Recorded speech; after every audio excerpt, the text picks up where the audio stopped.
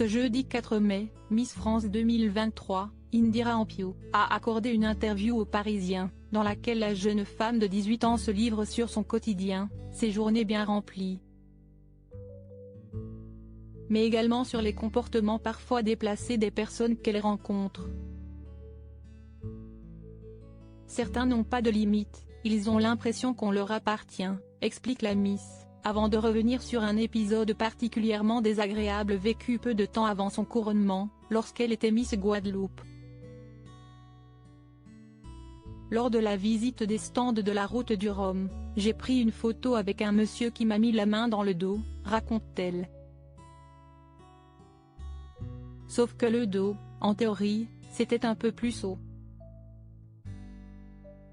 Et d'ajouter, bref, c'était une main aux fesses.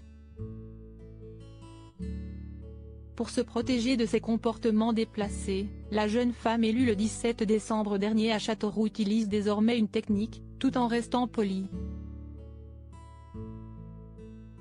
Une parade transmise par Diane Lair, Miss France 2022, au moment de la passation. Il faut mettre les mains dans le dos, explique-t-elle, comme cela, on est tranquille, cela repousse les gens. Une pratique étonnante, mais efficace d'après Indira Ampio, qui conclut qu'avec la technique de Diane, elle se protège. Et si cette parade se transmet avec la couronne, ce n'est pas sans raison. Plusieurs anciennes reines de beauté ont déjà témoigné de comportements inappropriés et de mains baladeuses au cours de leur mandat. Très souvent, il descend de la main Delphine Vespizer, Miss France 2012, Marine L'Orphelin, Miss France 2013, Vaima Lama Chavez, Miss France 2019, parmi d'autres reines de beauté, ont, elles aussi, témoigné de ce sentiment d'être traitées comme un objet. Sur le plateau de l'émission Touche pas à mon poste du 31 mars 2021, Delphine Vespizer avait livré un témoignage loin d'être anecdotique.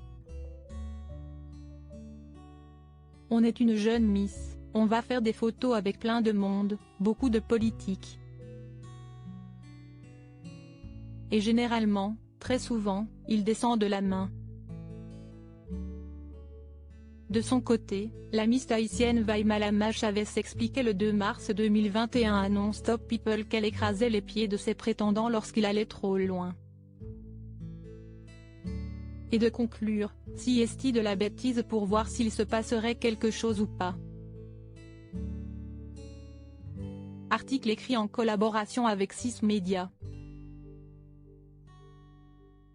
Crédit photo, Véan.